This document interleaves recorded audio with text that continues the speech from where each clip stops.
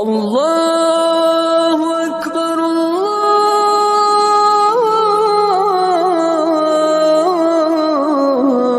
اکبر الحمدللہ رب العالمین والصلاة والسلام علی سید الانبیاء والمرسلین اما بعد فاعوذ باللہ من الشیطان الرجیم بسم اللہ الرحمن الرحیم قال اللہ سبحانہ وتعالی فی کتابہ الکریم والفرقان العظیم یا ایہا الذین آمنوا کتب علیکم الصیام کما کتب علی الذین من قبلکم لعلکم تتقون وقال النبی صلی اللہ علیہ وسلم من صام رمضان ایمانا واحتسابا غفر له ما تقدم من ذنبه او كما قال عليه الصلاة والسلام اللهم صل على سيدنا محمد وعلى آل سيدنا محمد وبارك وسلم. محترم دوستو، ساتھیو، عزیزو، حضرات و خواتین، شعبان کا مہینہ بالکل گزرنے کو ہے، چند ایام باقی رہ گئے، یہ دن بھی گزر جائے گا اور پھر رمضان کی آمد ہے. پیارے آقا مدنی صلی اللہ علیہ وسلم نے صحابہ کے درمیان رمضان سے پہلے 1 یا 2 دن پہلے واعظ فرمایا. صحابی رسول فرماتے ہیں، غالباً حضرت سلمان کی روایت ہے، کہتے ہیں کہ حضور نے ہم کو واعظ فرمایا، بیان فرمایا، جس میں حضور اقدس صلی اللہ علیہ وسلم نے فرمایا کہ لوگوں، تم پر ایک مہینہ آ رہا ہے اور ایک ایسا مبارک مہینہ، برکت والا مہینہ آنے والا ہے. اور رمضان المبارک کے متعلق حضور علیہ السلام نے بتایا کہ اس میں روزہ رکھنا ثواب ہے اور اس کے روزے فرض کیے گئے ہیں، اور دوسری یہ کہ اس کا قیام، اس کا رات کا قیام اللہ کو پسند ہے، اور یہ غمخواری کا اور صبر کا مہینہ ہے. اور اس کے بعد حضور علیہ السلام نے بتایا کہ اس میں ایک رات ہے جو 1000 مہینوں سے افضل ہے. اس طریقے سے حضور علیہ السلام نے رمضان المبارک کی آمد سے پہلے گویا کہ استقبال رمضان کے لیے خطبہ بیان فرمایا، ایک خطبہ دیا. عزیزو، اللہ تعالیٰ نے ہمیں زندگی کے بہت سے ایام دیے، بہت سے رمضان دیے، نہ جانے زندگی کی 40 اور 50 رمضان ہم میں سے بہت سے لوگوں نے گزارے اور وہ رمضان گزر گئے. لیکن رمضان ایک تقاضا کرتا ہے، رمضان ایک تبدیلی چاہتا ہے کہ ہم اپنی زندگی میں تبدیلی پیدا کریں. جو رمضان زندگی کو تبدیل نہ کرے، جو رمضان زندگی میں چینجز نہ لائے، تو اس کا مطلب ہے کہ ہم نے اس رمضان کو، ان روزوں کو، ان دنوں کو، ان راتوں کو اس کے تقاضوں کے مطابق نہیں گزارا. ظاہر ہے کہ جیسا رمضان گزرنا چاہیے ویسا نہیں گزرتا، اس کی کچھ تو وجوہات ہوں گی، کچھ ریزنز ہوں گے. ہمیں ان وجوہات پر غور کرنا چاہیے اور رمضان مبارک کی ویسی تیاری کرنا چاہیے. میں انشاءاللہ چند باتیں ایسی عرض کروں گا کہ جس پر اگر ہم سب عمل کریں، میں بھی اور آپ بھی، تو انشاءاللہ ہمارا رمضان اور ہمارے روزے قیمتی بن سکتے ہیں. دیکھیں، سب سے پہلے تو کسی چیز کو کرنے کے لیے اس کی عظمت کا پتہ ہونا چاہیے. اللہ تعالیٰ نے مسلمانوں کو چند عبادتیں دی اور چند عبادتیں مسلمانوں پر فرض کی، ایمان والوں پر فرض کی ہیں. 2 عبادات ایسی ہیں جن کا تعلق، 2 فرائض ایسے ہیں جن کا تعلق انسان کے جسم سے ہے، اور دو عبادتیں ایسی ہیں جن کا تعلق انسان کے مال سے ہوتا ہے. تو اب معاملہ یہ ہے کہ جو 2 عبادتیں جن کا تعلق انسان کے مال سے ہوتا ہے، وہ ایک تو زکوٰۃ ہے، دوسرے حج ہے. زکوٰۃ بھی صاحب استطاعت پر اور مال والے پر فرض ہوتی ہے، اور حج بیت اللہ کا حج بھی یہ مال والے پر فرض ہوتا ہے. تو اس لیے بات یہ سمجھنی چاہیے. اور جو 2 عبادتیں بدنی ہیں، جسم سے ریلیٹڈ ہیں، جسم سے تعلق رکھتی ہیں، ان 2 عبادتوں میں ایک تو نماز ہے جو ایمان والے پر پہلے فرض ہوتی ہے، دوسرے اللہ تعالیٰ نے روزہ بتایا ہے. اور قرآن کریم میں روزے کی فرضیت میں یہ ارشاد ہوا، یا ایھا الذین آمنوا کتب علیکم الصیام کما کتب علی الذین من قبلکم لعلکم تتقون. اے ایمان والو، تم پر روزہ فرض کیا گیا ہے، تم پر روزے فرض کیے گئے ہیں جیسا کہ تم سے پچھلی امتوں پر فرض کیے گئے تھے، تاکہ تم تقوی والے بن جاؤ، اللہ سے ڈرنے والے بن جاؤ۔ اب جب یہ اللہ تعالیٰ نے رمضان مبارک کے روزوں کی فرضیت کے بارے میں بھی بتا دیا، حضور نے فرمایا کہ صوموا لرؤیتہ وافطروا لرؤیتہ، چاند جب دیکھا جائے گا رمضان کا تو روزہ شروع کر دیا جائے گا، اور جب چاند دیکھا جائے تو روزے ختم کیے جائیں گے، یا تو 30 دن روزے کے ہوں گے یا 29 دن۔ تو اب یہ جو رمضان مبارک کا مہینہ، اس کے متعلق حضور علیہ الصلوۃ والسلام نے فرمایا کہ شعبان شہری و رمضان شہر اللہ، او کما قال علیہ الصلوۃ والسلام، کہ شعبان کا مہینہ یہ میرا مہینہ ہے، اور رمضان المبارک کا مہینہ اللہ تعالیٰ کا مہینہ ہے، یہ اللہ کا پسندیدہ مہینہ ہے، اور اتنا مبارک ہے کہ اس میں اللہ تعالیٰ خوب بخشش اور خوب مغفرت فرماتے ہیں بندوں کی، اور دن و رات میں ہر مومن بندے کی ایک دعا ضرور قبول ہوتی ہے۔ اگر مومن بندہ صحیح طریقے سے دعا مانگتا ہے تو اللہ تعالیٰ اس کی دعا کو قبول کرتے ہیں۔ اب ہم کو رمضان کیسے گزارنا، استقبال رمضان کیا ہے؟ سب سے پہلے تو یہ کہ انسان اس کی فضیلت کو ذہن میں رکھے۔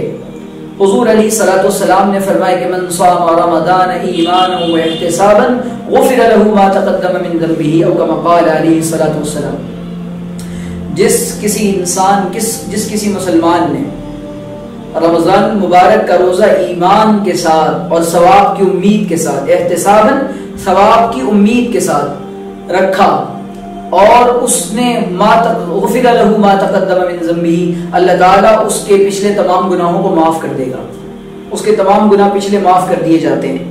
تو اس حدیث سے یہ بات سمجھنا چاہیے کہ رمضان المبارک میں اللہ تعالیٰ ہم لوگوں کو بخشنا چاہتے ہیں۔ دوسری روایت یہ ذہن میں رکھنی چاہیے، رمضان مبارک آنے سے پہلے حضور نے اس شخص کو بددعا دی ہے، حضرت جبریل نے حضور نے اس پر آمین کہا ہے کہ جو رمضان المبارک کے روزے پائے اور رمضان کا مہینہ جس کو نصیب ہو اور اپنی بخشش و مغفرت نہ کرا پائے، کتنی سخت وعید ہے یہ، اس کو ذہن میں رکھنا چاہیے۔ اب ظاہر ہے کہ بخشش کرانے کے لیے اور مغفرت پانے کے لیے ویسے اعمال کرنے پڑیں گے، تو ان اعمال کا تعلق اور ان اعمال کے تعلق سے ہمیں ابھی سے فکر مند ہونے کی ضرورت ہے۔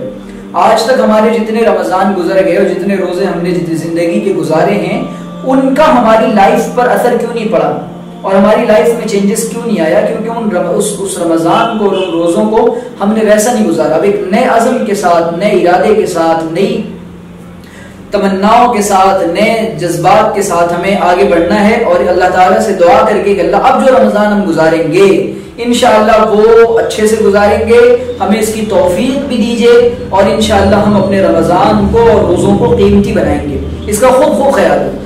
اب ظاہر ہے کہ رمضان آ رہا ہے تو اس کے ہر عمل میں اللہ تعالیٰ نے ثواب رکھا ہے، ہر عمل میں اللہ نے ثواب رکھا ہے۔ روزے دار کے منہ کی بدبو، اللہ کے رسول صلی اللہ علیہ وسلم نے فرمایا کہ فم الصائم اطیب عند اللہ من ریح المسک، اللہ تعالیٰ روزے دار کے منہ کی بدبو جو آتی ہے وہ اللہ تعالیٰ کے نزدیک مشک کی خوشبو سے زیادہ پسندیدہ ہوتی ہے۔ تو اتنی روزے دار کی اتنی فضیلت ہے، اور روزے داروں کے لیے اللہ تعالیٰ نے جنت میں ایک دروازہ بنا رکھا ہے کہ جس سے اہل جنت اس دروازے سے جنت میں، روزے دار اس دروازے سے جنت میں داخل ہوں گے صائمین کے لیے۔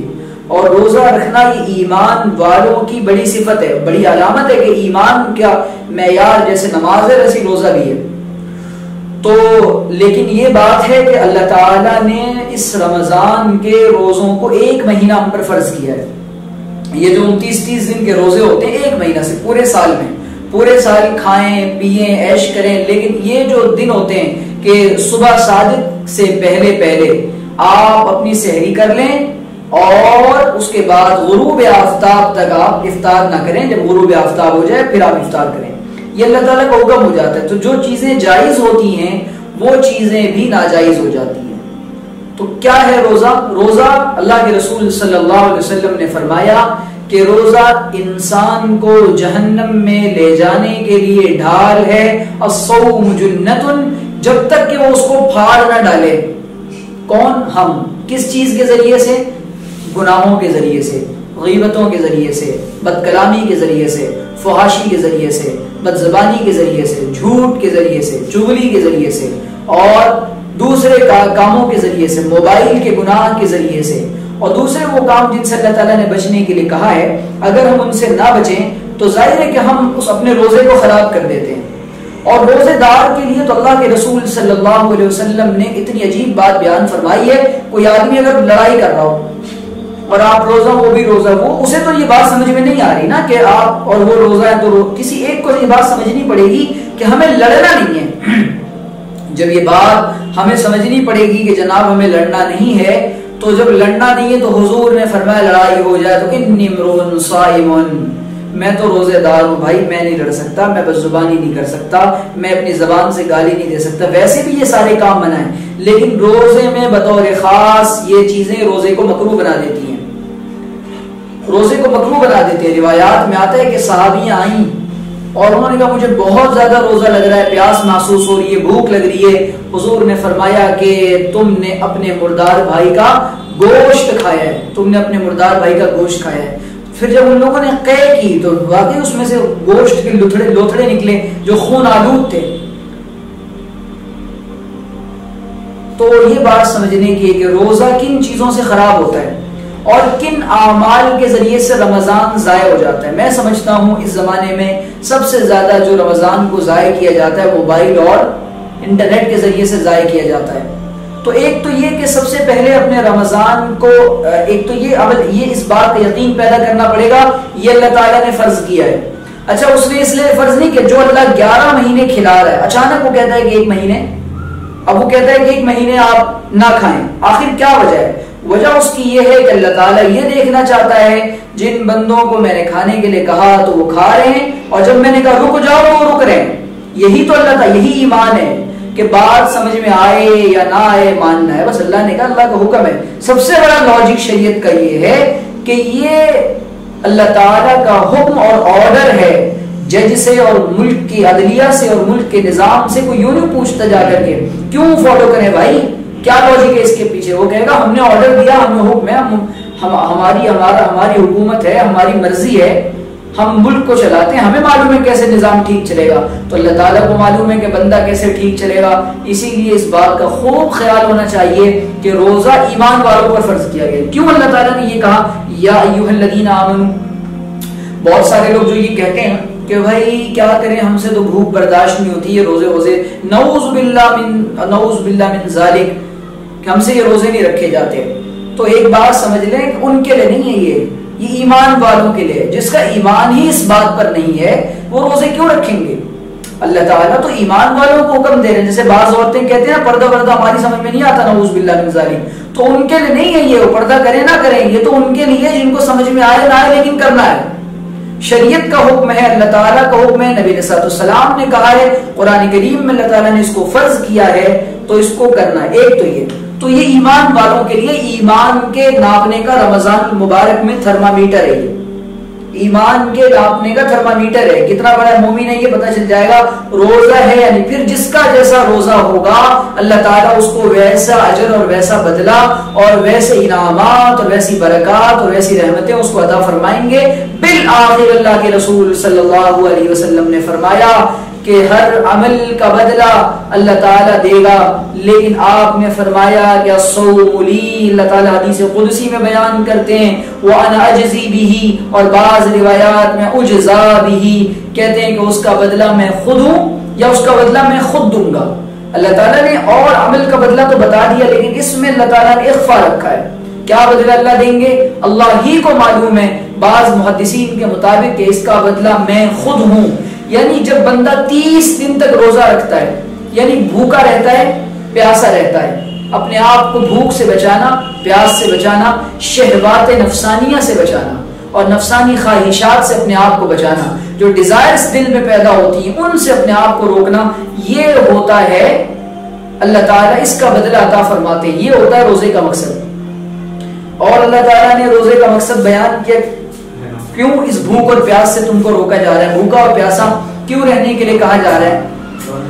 بھوکا اور پیاسا اس لیے رہنے کے لیے کہا جا رہا ہے کہ جب بندہ بھوکا رہتا ہے نا تو اس کو رجوع کی کیفیت پیدا ہوتی ہے، خشوع کی کیفیت پیدا ہوتی ہے، اس بندے کا اللہ سے تعلق اور کنیکشن مضبوط ہوتا ہے، رابطہ مضبوط ہوتا ہے. آپ دیکھیں بھوک لگتی ہے تو پھر کیسے انسان تڑپتا مچلتا ہے نا. اور یہ تو انسان کا مزاج ہے کہ جب چیزیں نہیں ملتی ہیں تو انابت اللہ کرتا ہے, رجوع اللہ میں سبقت کرتا ہے. یہ اللہ تعالیٰ بھوک دے کر یہ کہنا چاہتے ہیں ہماری طرف آؤ, تھوڑا ہم کو بھی یاد کرو.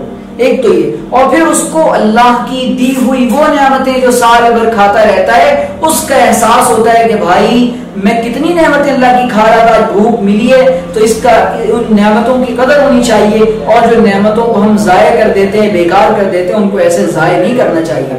اس بات کا بھی احساس پیدا ہوتا ہے. تیسرے یہ کہ انسان کو اس بات بھوک سے اور پیاس سے اس بات کا بھی پتہ چلتا ہے کہ اللہ تعالیٰ نے دنیا میں کتنے ایسے لوگ ہیں جو بھوکے رہتے ہوں گے, تو ان کے لیے غمخواری کا اور ان کے لیے محبت کا, ایثار کا, قربانی کا, ہمدردی کا بھی جذبہ پیدا ہوتا ہے.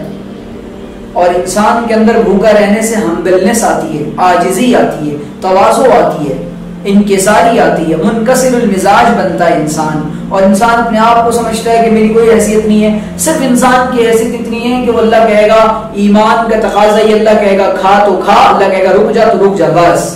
یہ شریعت نے روزے کا لاجک بتا دیا.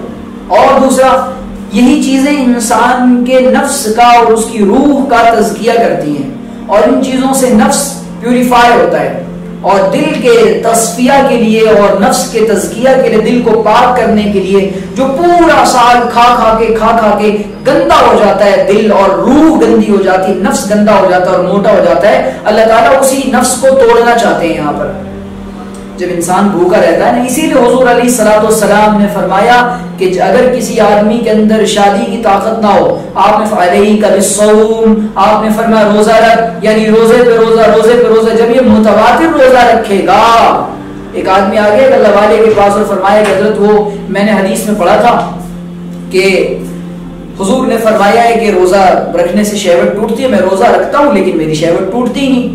تو ان بزرگوں نے کیا سمجھا تم نے؟ آپ نے فرمایا کہ تواتر کے ساتھ کنٹینیوسلی بالکل اور پیر در پہ روزہ رکھا جائے, کئی روزے رکھیں ایک ساتھ, پھر آپ کی شہوت ٹوٹے گی. آپ دیکھیں جب شروع میں انسان, اور جب ایک مہینے, جب شروع میں روزے کتنے مشکل پڑتے ہیں لوگوں پر. جو لوگ محبت کے ساتھ اور اللہ کے حکم کی فرما برداری کو پوری کرنے کی نیت سے روزہ رکھتے ہیں, ان پر تو روزہ بار نہیں پڑتا. لیکن جو لوگ ایسے ہی یار چلو بس روزہ ہے, اللہ نے کہا ہے تو رکھ رہے ہیں ورنہ نہ رکھتے, اور اس طرح کی باتیں کرتے ہیں, ان پر روزہ بڑا بار ہوتا ہے. تو یہ جتنے اعمال ہیں, نماز, یہ جو روزہ, یہ زکوٰۃ, یہ حج, یہ ان لوگوں کے لیے جو اللہ سے ڈرنے والے ہیں. آپ دیکھیں رمضان میں کیسے لوگ روزہ چھوڑتے ہیں, جو کوئی ان کو ڈر ہی نہیں ہوتا کہ وہ روزہ معمولی آزار اور معمولی پرابلمز اور ریزنز کی وجہ سے وہ روزہ چھوڑ دیتے, جو شریعت کی نظر میں جن کی کوئی اہمیت نہیں ہے. مزدوری کرنے کوئی مزدور جا رہا ہے, شریعت نے نہیں کہا کہ آپ روزہ چھوڑ دیں. کوئی جاب پہ جا رہا ہے, روزہ چھوڑنے کی اجازت نہیں ہے. اب تو لوگوں نے اسلام کو اتنا آسان بنا کر پیش کرنے کی کوشش کی ہے کہ جناب یہاں تھوڑا سا ڈیل کر دیں, یہاں تھوڑی سی کمی کر دیں, اور یہاں ایسا کر دیں تو لوگوں کو عافیت ہو جائے گی. بھائی شریعت میں اپنی عقل کے گھوڑے نہیں دوڑائے جاتے. شریعت تو نام ہے اللہ تعالیٰ کے حکموں کا, نبی صلی اللہ علیہ وسلم کے طریقوں کی پابندی کا اور اطاعت اور فرما برداری کا. آپ اپنی عقل کے گھوڑے نہ دوڑائیں. تو بات اتنی سی ہے کہ شریعت نے کہا ہے کہ صبح صادق سے پہلے سے لے کر غروب آفتاب تک آپ کو چپ چاپ خاموشی کے ساتھ بھوکا پیاسا رہنا ہے, شہوتوں سے رکنا ہے تو رکنا ہے.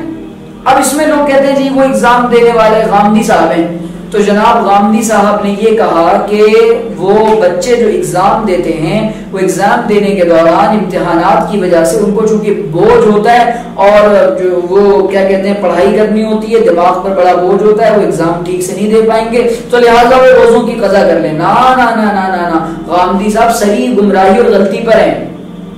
اس کا مطلب ہے کہ شریعت نے جن حکموں کی کو, جیسے مثال کے طور پر شریعت نے کہا کہ بھئی آپ ان کنتم علی سفر, اگر آپ سفر میں ہیں یا مریض ہیں تو پھر آپ دوسرے دنوں میں اس کی قضا کر لیں. اب اس کا مطلب ہے کہ روزے کی جو علت ہے غامدی صاحب نے فرض سمجھا کہ بھئی وہ مشقت کی بنا پر ہے, اب مشقت ہو رہی ہے تو روزہ چھوڑ دیں. یہ غامدی صاحب نے اس سے وجہ نکالی نا کہ اب وہ بچوں کو چونکہ بڑی پریشانی ہو رہی ہے, ورنہ شریعت نے آپ کو ایگزام دے رہے ہیں آپ, لیکن شریعت کو اس میں درمیان میں لاتے ہیں. کیوں بھائی؟ آپ ایگزام روزہ دے کر لکھیں, انشاءاللہ اس سے زیادہ فائدہ ہوگا. روزہ رکھ کر لکھیں, اس سے زیادہ فائدہ ہوگا. اور ایک بات میں آپ سے عرض کرتا چلوں, زیادہ کھا لینے کے بعد بھی انسان کا دماغ چلتا نہیں ہے. تو میں یہ عرض کر رہا تھا کہ غامدی صاحب نے یہ کہا کہ بھائی روزے جو ایگزام دینے والے طلباء ہیں وہ روزے کے دنوں میں نہ رکھیں اور کسی اور دن رکھ لیں. عجیب لاجک ہے. اب یہ اس کا مطلب یہ ہوا کہ اب آپ جو ہے وہ فجر کی نماز ظہر میں پڑھ لیں, ظہر کی نماز عصر میں, عصر کی مغرب میں, اور جمعہ کی سنڈے کو پڑھ لینا. یہ غامدی صاحب کا لاجک ہے. یعنی شریعت میں جتنا آسانی کر سکتے ہیں کرتے کرتے کرتے کرتے وہ وطر کی نماز 3 ہوتی ہے تو جناب ایک ہی پڑھ لیں یا نہ بھی پڑھیں کوئی مسئلہ نہیں. وطر واجب ہے, واجب کا اتنا مسئلہ نہیں ہوتا. اور جناب وہ حضرت اللہ کے رسول صلی اللہ علیہ وسلم تو جو بات عقل میں نہ آئے نا تو اس کا انکار کر دو یا اتنی آسانی کر دو کہ گویا کہ اس عمل کی کوئی وقات نہ رہ جائے. یہ لبرلزم ہے. یہ لبرلزم ہے اور لوگوں نے اس کو دین سمجھ رکھا ہے. اور بعض لوگوں نے یہ سمجھا کہ جناب واہ واہ واہ ہمارے دماغ اور ہماری عقل اور ہماری لاجک کے مطابق غامدی صاحب نے ماشاءاللہ کیا زبردست طریقے سے لاجک بتائی ہے. تو بھائی عرض کر دوں کہ غامدی صاحب نے جیسا کہ ہمارے بعض بڑے اکابر اور مفتیان کرام بار بار کہتے ہیں کہ قرآن کریم کا لفظی ترجمہ بھی نہیں پڑھا. صحیح بات ہے یہ بالکل. وہ جب ان کو کوئی ترجمہ کرنا ہوتا ہے نا, وہ بیان وغیرہ کرنا ہوتا ہے, شاید تھوڑی سی تیاری ویاری کر کے آ جاتے ہیں وہ, لیکن جو جس طریقے سے وہ جا رہے ہیں تو میں کالج کے جوانوں سے کہنا چاہتا ہوں اور اپنے ینگسٹر سے, یوتھ سے, کہ بھائی ان کے چکر میں نہ آئیں خدا کے واسطے. چونکہ اب یہ بڑے مشہور ہو گئے اس لیے ان کا نام لے کے عرض کر رہا ہوں, ورنہ وہ اس قابل میں نہیں ہے کہ ان کو ان کی طرف توجہ دی جائے. لیکن علمی اعتبار سے بہرحال ان کا رد کرنے کی ضرورت ہے جو ہمارے بعض مفتیان کرام کر رہے ہیں. بہرحال عرض یہ کر رہا تھا کہ یہ رمضان المبارک کے جو دن ہے اللہ تعالیٰ نے جو روزہ فرض کیا ہے اس کی فرضیت کو سمجھے کہ ضروری جس طرح 5 وقت کی نماز فرض ہے آپ پر روزہ بھی فرض ہے. اب دوسری بات اللہ تعالیٰ نے پھر اس کا مقصد بتایا کہ لعلکم تتقون, تاکہ تم تقوی والے بن جاؤ. اب یہ یعنی اللہ سے ڈرنے والے بن جاؤ. تقوی کا کیا مطلب ہے؟ یہ عربی کا لفظ ہے تقوی. یہ جو ہے یہ نکلا ہے وقایتی وقایتن سے. عربی میں ایک مشہور مقولہ ہے الوقایت خیر من العلاج, کہ احتیاط علاج سے بہتر ہے. سمجھ رہے ہیں؟ تو اس کو کہتے ہیں نا, کیا کہتے ہیں اس کو, کہ احتیاط علاج سے بہتر ہے. جس طریقے سے احتیاط کیا ہے, احتیاط ہی اصل میں تقوی ہے. کسی بھی چیز سے بچنے کا نام ہے تقوی, اپنے آپ کو گناہوں سے بچانے کا نام ہے تقوی. تو روزے کا سمپل سا مقصد یہ ہے کہ انسان اپنے آپ کو روزے سے گناہوں سے بچانے والا بن جائے, بچنے والا بن جائے, اور اپنے آپ کو گناہوں سے بچا کر زندگی گزارے. یہی تقوی کا مفہوم ہے, یہی رمضان المبارک کا اور رمضان المبارک کے روزوں کا مقصد ہے, اور روزوں سے یہی بات چاہی جا رہی ہے. اب اگر ہم اس کے باوجود اس کے مقصد کو نہ پا سکیں, اس کا مقصد حاصل نہ کر سکیں, اللہ والے نہ بن سکیں, تقوی نہ حاصل کر سکیں, تو پھر اس کا مطلب ہے ہم نے اپنا روزہ اور اپنا رمضان جیسا گزارنا چاہیے ویسا نہیں گزارا. اب ظاہر ہے کہ ہر چیز کی تیاری ہوتی ہے, تو ابھی سے ہمیں تیاری کرنی ہے.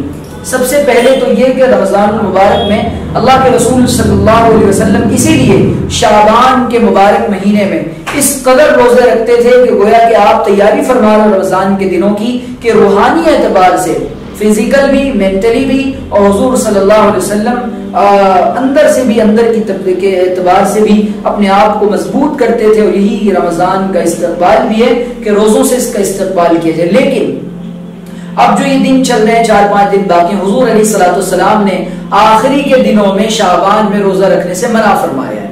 اور حضرت اما عائشہ فرماتی ہیں کہ ہم بھی اپنے چھوٹے ہوئے روزوں کی قضا شعبان کے مہینے میں کیا کرتی تھی. تو یہ مہینہ بھی مبارک ہے, لیکن اب یہ گزر رہا ہے, اب آنے والا مہینہ.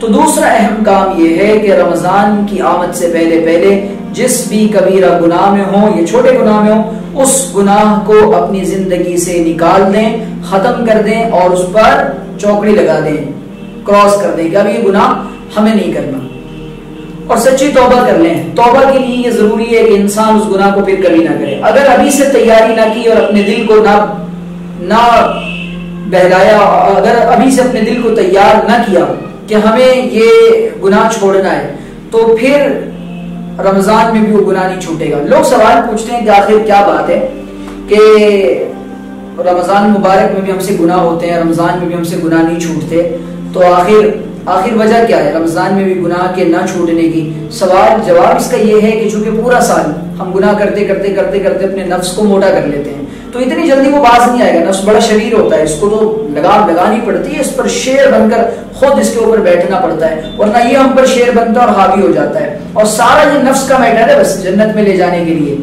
جنت میں لے جانے کے لیے سارا میٹر نفس کا. اسی لیے جس نے اپنے نفس کو نفس مطمئنہ بنا لیا وہ ضرور جنت میں جائے گا. اور اللہ تعالیٰ کو نفس مطمئنہ ہی مطلوب ہے اور پسند ہے، اور یہی چاہا جا رہا ہے کہ نفس مطمئنہ لے کر آؤ. تو میں یہ عرض کر رہا تھا کہ یہ جو اللہ تعالیٰ نے دن عطا فرمائے ہیں، اس کے دن بھی مبارک، اس کی راتیں بھی مبارک، اور اللہ کے رسول صلی اللہ علیہ وسلم نے تو سب سے پہلے، اب جب بات یہ دیکھیں شریعت میں اللہ تعالیٰ نے کتنا رحم رکھا اپنے بندوں پر. معلوم ہے کہ یہ سارا دن بھوکا رہنے والے ہیں، سارے دن یہ بھوکے رہیں گے، نہ ان کو پانی ملے گا نہ دانا ملے گا. اب یہ صبح صبح سحری کروائی جاتی ہے، صبح صادق سے پہلے تک کہ آپ سحری کریں. اللہ کے رسول صلی اللہ علیہ وسلم نے فرمایا کہ ہمارے روزوں کے درمیان اور غیروں کے روزوں کے درمیان سحری کا فرق ہے. کس چیز کا؟ سحری کا. بعض لوگ کہتے ہیں کہ جی سحری کیا کریں، وہ عشاء کے بعد کھانا کھا کے تراویح پڑھ کے سو گئے، اب جی وہ تو دن میں ظہر کے وقت اٹھیں گے کہ ہماری تو سحری ہو گئی. روزہ تو بہرحال ایسے آدمی کا بھی ہو جائے گا، لیکن سحری کی برکتوں سے وہ محروم رہے گا. اسی لیے حضور علیہ السلام نے فرمایا کہ سحری تسحروا، آپ علیہ السلام نے فرمایا فإن السحور فی البرکہ، اور کما قال علیہ السلام. میں کچھ روایت کے الفاظ بھول رہا ہوں، حدیث کے الفاظ یوں ہیں کہ اللہ کے رسول مفہوم یوں ہے کہ حضور نے فرمایا کہ سحری ضرور کرو، کیونکہ سحری میں برکت ہوتی ہے، سحری میں برکت ہوتی ہے، اور اللہ تعالیٰ اس کو خاص وقت ہوتا ہے. اور وہ جو وقت ہوتا ہے سحری میں جب آپ اٹھیں، اب آپ کو شیڈول بنانا ہے اپنے 24 گھنٹے کا، عورتوں کو بھی بنانا ہے اور مردوں کو بھی بنانا ہے. اب اس میں ایک بات کا خیال رکھنا ہے، جو میں بتا رہا ہوں انشاءاللہ اس اعتبار سے اگر ہم نے ان چیزوں کو دماغ میں خیال میں رکھ کر کے رمضان گزارنے کی کوشش کی تو رمضان کا استقبال بھی اچھا ہوگا، اور اللہ نے چاہا تو رمضان المبارک کے ایام دن اور رات بھی اچھے گزریں گے. اب ایک بات یہ ذہن میں رکھیں کہ سحری ضرور کریں، سحری نہ کرنے والا بہت سی برکتوں سے محروم ہو جاتا ہے. دوسری بات یہ کہ سحری کر لینے سے جسم میں بہر آدھے دن تک تو تقویت رہتی ہے، اور اگر سحری میں مناسب معتدل غذا لی جائے، جیسے ٹھنڈی چیزیں، دہی ہے، الائچی ہے، تو دودھ ہے، تو یہ چیزیں اگر لی جائیں انشاءاللہ تو پھر سحری اور اچھی مزیدار ہو جاتی ہے. تو سحری بہت زیادہ کھانے کا نام نہیں ہے، یہ اس بات کو بھی سمجھیں. جو لوگ سحری میں بہت زیادہ کھا لیتے ہیں ان کا بھی سارا دن سستی میں گزر جاتا ہے، وہ سحری کر کے سوتے ہیں تو ظہر یا عصر میں اٹھتے ہیں پھر. ٹھیک ہے، تو اس بات کو بھی خوب ذہن میں رکھیں کہ سحری کریں لیکن معتدل اور مناسب سحری کریں. ایسا نہیں کہ جناب سارا دن بھوکے رہنا تو اتنا کھا لو اتنا کھا لو. بہت زیادہ بھوکے رہنے سے، کم کھانے والوں سے، کم کھانا لفظ پر غور کریں، کم کھانے والوں کو بیمار پڑتا ہوا بہت کم دیکھا گیا ہے. جو لوگ بھی جتنا زیادہ بیمار پڑتے ہیں وہ زیادہ کھانے کی وجہ سے پڑتے ہیں. ایک حکیم کے پاس ایک آدمی کو لے جایا گیا تو اس حکیم کو بتایا کہ بھائی یہ جناب ہیں اور یہ بیمار ہیں اور ایسی ایسی بیماریاں ان کو ہو گئی ہیں. اس حکیم نے ان کو دیکھا، ان کا وزن کافی بڑا ہوا تھا. وہ کہنے لگے کہ اس نے اپنی عمر سے 20 سال زیادہ کھانا کھا لیا ہے، 20 سال زیادہ کھانا یہ کھا کر آیا ہے. خدا کا بندہ اب جب یہ اتنا کھانا کھائے گا تو بیمار نہیں پڑے گا، تو یہ ٹھیک ٹھاک رہے گا. تو یہ گویا کہ پیٹ نہیں انڈیا گیٹ ہے، حل من مزید، آنے دو جتنا آ رہا ہے آنے دو. تو ایسا نہ کریں خدا کے واسطے، رمضان ہے، یہ کھانے پینے کا مہینہ نہیں ہے. حد سے زیادہ لوگ کیا سمجھتے ہیں خوب کھاؤ پیو. تو بھائی ایسا اچھا غیروں کو پہلے بڑا تعجب ہوتا تھا، وہ گاؤں دیہات کے روزے اور روزے داروں کو دیکھتے تھے نا، وہ کہتے تھے بھائی یہ کتنا بڑا روزہ رکھا، کیونکہ ان کے یہاں جو فاسٹ کا اور جو ورتوں کا تصور ہے، جو کانسیپٹ ہے، وہ یہ ہے کہ بھائی پانی بھی پی سکتے ہیں، کچھ چیزیں کھا سکتے ہیں. اس طریقے سے ان کے یہاں تو 16-17 گھنٹے، جس طریقے سے بھی ہمارے یہاں ہوگا 5 بجے سے لے کر کے شام کے 7 بجے تک، تو کتنے گھنٹے ہوگے؟ 14-15 گھنٹے. تو اتنا بھوکا رہنا تو ان کے خیال سے دوری کی بات ہے، تو پریشان ہو جاتے تھے. لیکن دھیرے دھیرے جیسے جیسے ماشاءاللہ ترقیاں ہوئیں اور پیسے آئے لوگوں کے پاس اور خوب فراوانی ہوئی، تو لوگوں نے فروٹس کھانے شروع کر دیے، میوے کھانے شروع کر دیے. تو غیروں کو لگنے لگا کہ یہ رمضان بھوکا رہنے کا مہینہ نہیں ہے، کھانے پینے کا مہینہ ہے. تو سحری اور افطاری. پھر اس کے بعد حضور نے فرمایا افطار. حضور کی سحری بھی بڑی معمولی ہوتی تھی اور آپ علیہ الصلوۃ والسلام کا افطار بھی کھجور اور پانی سے چند چیزیں جو ہوتی تھی وہ مل جاتی تھی. تو حضور علیہ الصلوۃ والسلام شکر کے ساتھ افطار کر لیا کرتے تھے. سحری کے وقت میں اب جب آپ سحری میں اٹھ گئے, سحری میں رات کو تراویح کے بعد, میں یہاں سے شروع کرتا ہوں, رات کو تراویح کے بعد اگر بھوک نہ ہو تو پھر کھانا نہ کھائیں. افطار اگر آپ نے ٹھیک ٹھاک کر لیا ہے تو بہت زیادہ کھانا کھانے سے بہت زیادہ سستی پیدا ہوگی, سحری میں اٹھنے میں دشواری پیدا ہوگی. بعض لوگ ایسے کرتے ہیں کہ, اور حضور علیہ الصلوۃ والسلام نے فرمایا کہ میری امت میں تب تک خیر باقی رہے گی جب تک میری امت سحری میں تاخیر کرے گی اور افطار میں جلدی کرے گی. تاخیر سے کیا مراد؟ ظہر تک. ایک آدمی کہنے لگا اس وقت تک سحری کر سکتے ہیں جب تک وہ فجر کی نماز فجر کی کا پہلی رکعت کا رکوع نہ ہو جائے. میں نے کہا غلط سنا ہے آپ نے جناب, بعض لوگوں کے یہاں تو ظہر تک کر سکتے ہیں. تو یہ سحری کا بعض لوگوں نے کانسیپٹ بنا لیا ہے کہ جی جتنی جب تک چاہو تب تک کھاؤ. ایسا نہیں ہے. حضور علیہ الصلوۃ والسلام نے فرمایا, اور قرآن نے بھی اس کو بتا دیا صاف طور پہ, بالکل صاف بتائے کب تک سحری کرنی ہے. تو سحری کا ٹائم زیادہ تاخیر نہ کریں. ایسا نہ ہو بعض لوگ اذان تک رکے ہوتے ہیں, یہ بہت بڑی پرابلم ہوتی ہے, بہت بڑا مسئلہ ہوتا ہے. آپ صبح صادق کا وقت معلوم کریں, کہیں ایسا نہ ہو کہ صبح صادق ہو جائے اور اس کے بعد تک آپ کھاتے رہ جائیں کہ جی ابھی تو وہاں مسجدوں میں اعلان نہیں ہوا, ابھی تو اعلان باقی ہے, 5 منٹ باقی ہے, 10 منٹ باقی ہے. یہ غلطی نہ کریں. اسی وجہ سے اللہ کے رسول صلی اللہ علیہ وسلم نے یہ دعا فرمائی تھی, اللہم اغفر للمؤذنین, اے اللہ تو مؤذنین کی مغفرت فرما. کیوں؟ کیونکہ اذان کے اوقات میں ان سے غلطیاں ہوتی ہیں اور اونچ نیچ ہو جاتی ہے. اسی لیے تو اذان یہ بشر ہے, وہ ٹائم کا پابند ہے, وقت اس کا پابند نہیں, وہ وقت کا پابند ہے. تو اسی لیے وہ اس کی گھڑی کیا ہو اور مسجد کی گھڑی کیا ہو, آپ صبح صادق کا وقت دیکھیں, صبح صادق کب ہو رہی ہے. اذان کے چکر میں آپ رہیں گے تو پھر روزہ اور صبح صادق کے بعد کھانے والوں کا روزہ نہیں ہوتا, یہ بات یاد رکھیں. تو ایسا نہ ہو کہ سارا دن بھوکا رہنا بیزار خراب ہو جائے. اب دوسری بات, رات میں جب آپ سو رہے ہیں تو سونے سے پہلے اگر آپ نے زیادہ کھا لیا ہے تو اٹھنے میں دشواری ہوگی, اور الارم ضرور لگائیں.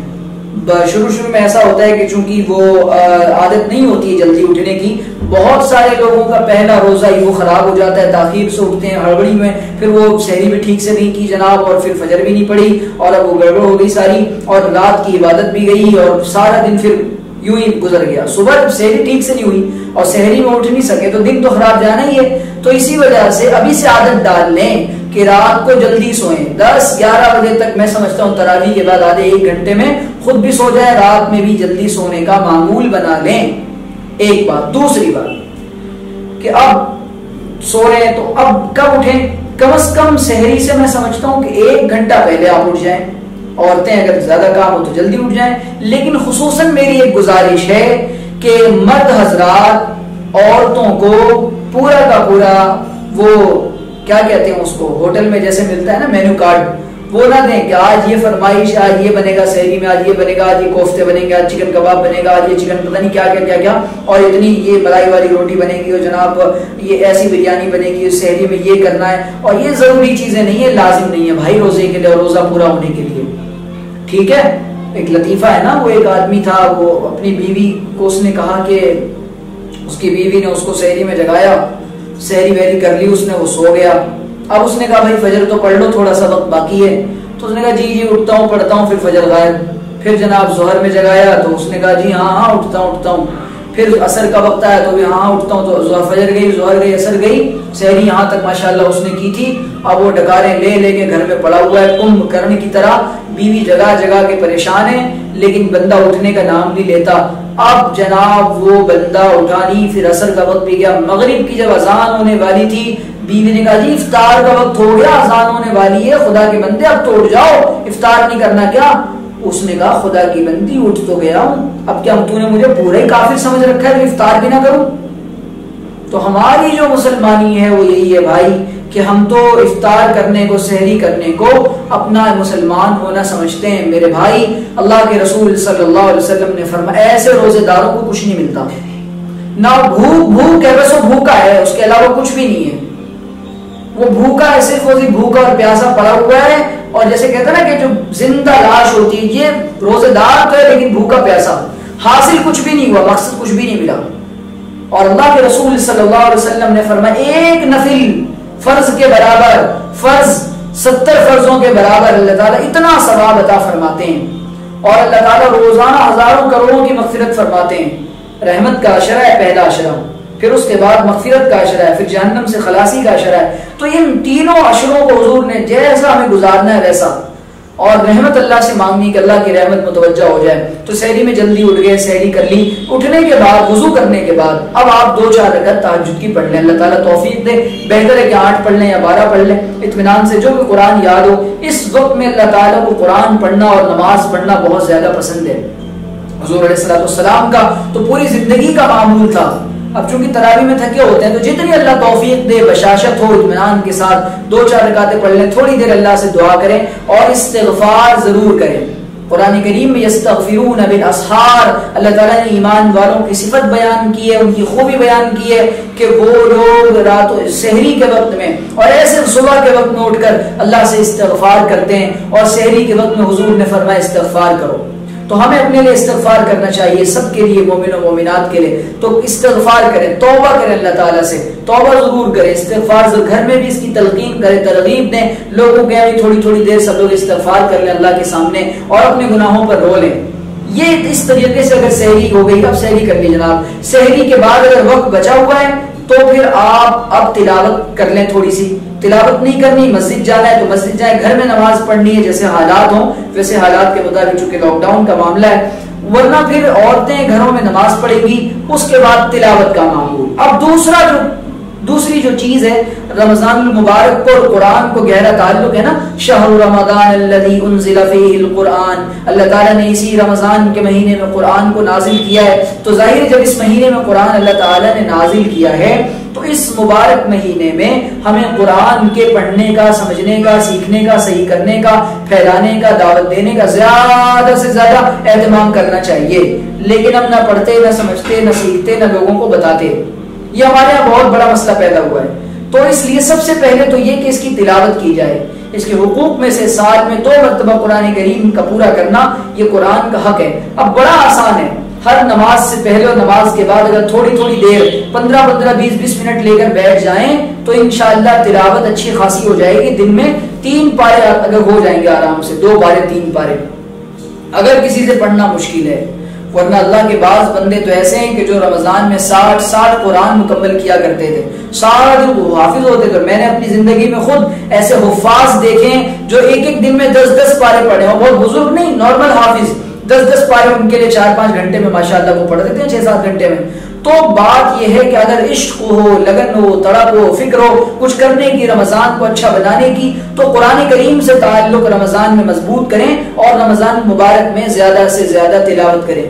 حضرت شیخ الحدیث مولانا زکریا صاحب نور اللہ برکتہ کے یہاں ان کے گھرانوں کی عورتوں میں اس بات کی ریس لگا کرتی تھی اور اس بات پر باضابطہ مقابلہ ہوا کرتا تھا کون کتنا قرآن پڑھے گا اور کس نے کتنا قرآن مکمل کیا. اس گھر کی عورتیں 12-20 قرآن مکمل کر لیا کرتی تھی.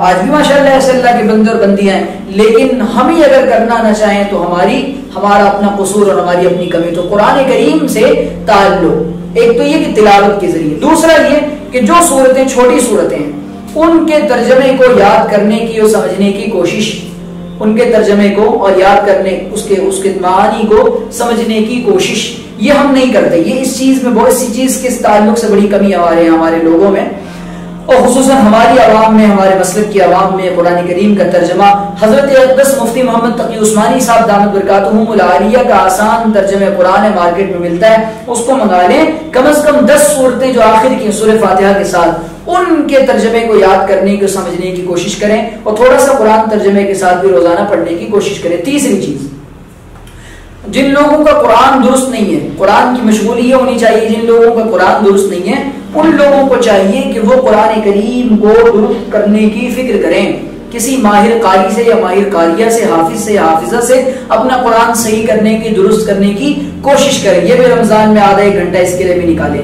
اور اب یہ ہو گیا قرآن کا معاملہ. اب اسی طرح سے ظہر کی نماز سے پہلے چند سپارے پڑھ لیے یا چند صفحات پڑھ لیے، چند رکوع پڑھ لیے. ظہر کی نماز کے بعد، پھر عصر کی نماز کے بعد، پھر مغرب کی نماز کے بعد یا پہلے، جتنے اللہ توفیق دے عام طور پہ لوگ تراویح سے عصر سے مغرب کے درمیان کا جو وقت ہوتا ہے اس میں تلاوت کرتے ہیں اور لکھ لیں کہ آج ہم نے اتنا پارہ تلاوت کیا.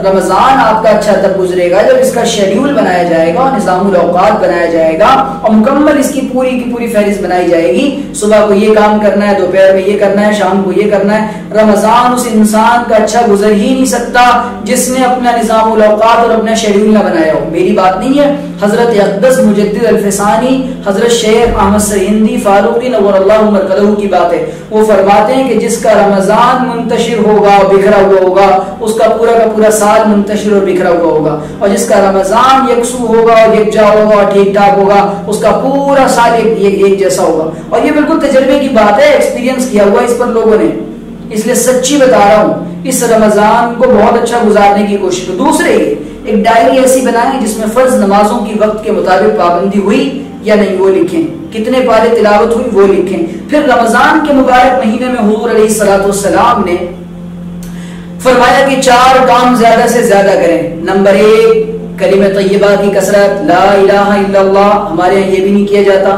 کلمہ طیبہ ہی نہیں پڑھا جاتا.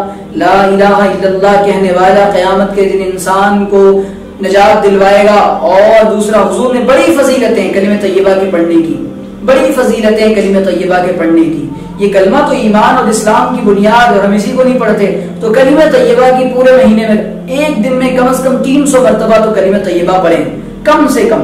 زیادہ سے زیادہ تو ماشاءاللہ. پھر جہاد کی کثرت جو ہے وہ کم از کم 300 مرتبہ تو آپ نے پڑھنا ہے، ہم نے پڑھنا ہے. حضور عام دنوں میں 100 مرتبہ استغفار کیا کرتے تھے، عام دنوں میں.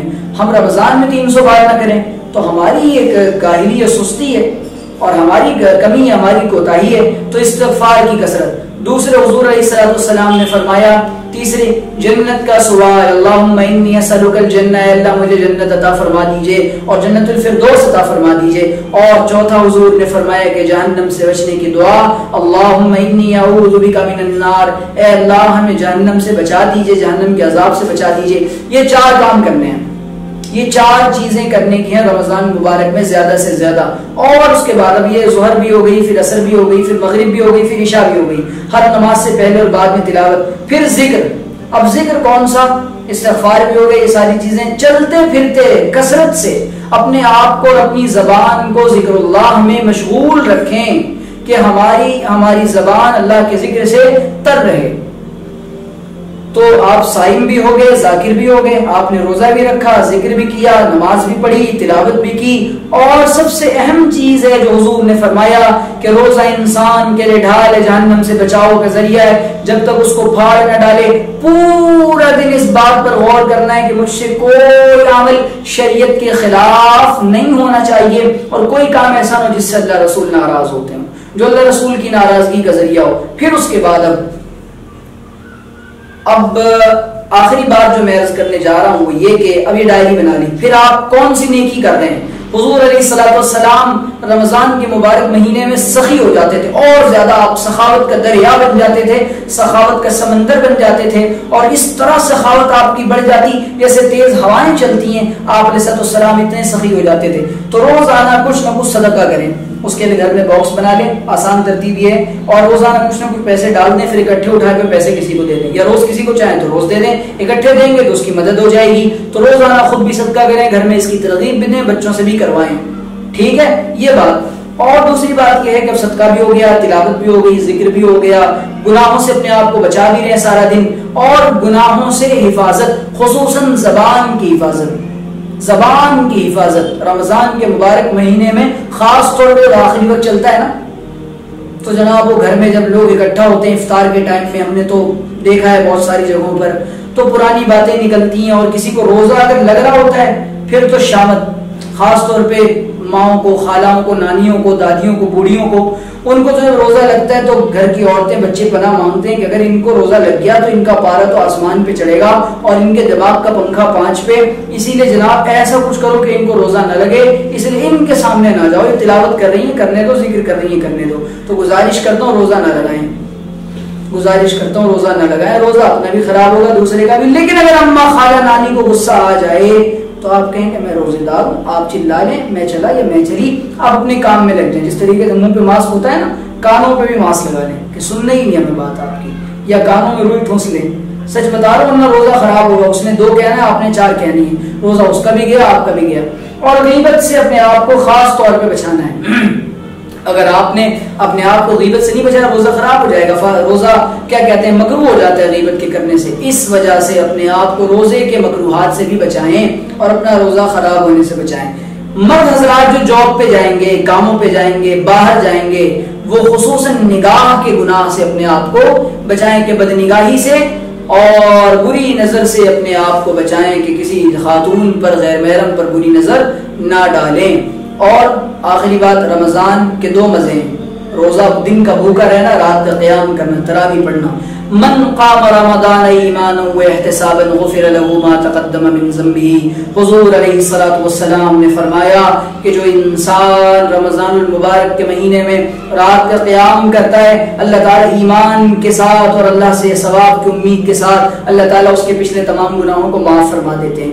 تو یہ جو 20 رکعت تراویح ہے یہ اللہ کی بہت بڑی نعمت ہے. اس میں قرآن کے سننے کا موقع ملتا ہے. خواتین جو ہے وہ بھی مرد کی اقتداء میں تراویح پڑھ سکتی ہیں, اور اگر مرد کی ابتدا میں نہیں پڑھ سکتی تو انفرادی طور پہ بھی تراویح وہ پڑھ سکتی ہیں 20 رکعت. اگر قرآن کریم کی حافظ ہیں یا حافظہ ہیں تو وہ خود بھی پڑھ سکتی ہیں, لیکن امامت نہیں کروا سکتی خاتون تراویح کی. ایک بات. دوسری بات یہ ہے کہ جب وہ مرد کے پیچھے پڑے گی تو محرم مرد کے پیچھے پڑے گی تو پردے کے بغیر پڑھ سکتی ہے, غیر محرم کے پیچھے پڑھ رہی ہے تو پھر پردے میں پڑھے, کیونکہ بعض جگہوں پر ایسا ہوتا ہے کہ پردے کا لحاظ نہیں رکھا جاتا. تو سنت عمل میں فرض کو اس ناجائز کام نہیں کیا جا سکتا, اور جو چیز شریعت نے فرض کی اس کو پیچھے نہیں ڈالا جا سکتا. اس بات کا خوب خیال رکھیں. دوسری بات یہ ہے کہ رات کی تراویح بھی ہو گئی. رات کی تراویح میں بہترین طریقے سے کھڑے رہنے کے لیے سب سے پہلے یہ امید ہوئی اللہ کے رسول صلی اللہ علیہ وسلم کی سنت ہے, صحابہ کرام کی سنت ہے, سنت مؤکدہ ہے. بلا عذر اس کو کوئی نہیں چھوڑے گا, بلا عذر شرعی اس کو کوئی نہیں چھوڑے گا. اس بات کا خوب خیال رکھیں.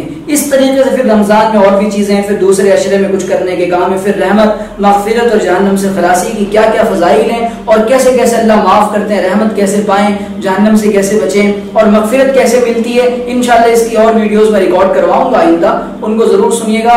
ان باتوں پر عمل کرنے سے شیڈیول جو آپ نے بنایا, تہجد کی نماز ہوئی تو کتنی ہوئی اس کو لائن کریں, یس کریں, اور تلاوت کتنی کی, ذکر کتنا کیا, گناہ سے کتنے بچے, اور زندگی میں کوئی گناہ ہو تو روزانہ ایک گناہ کو کٹ کرتے جائیں اور توبہ کرتے, آج یہ گناہ چھوڑا, آج یہ, اور کون سی نیکی میں اضافہ ہوا.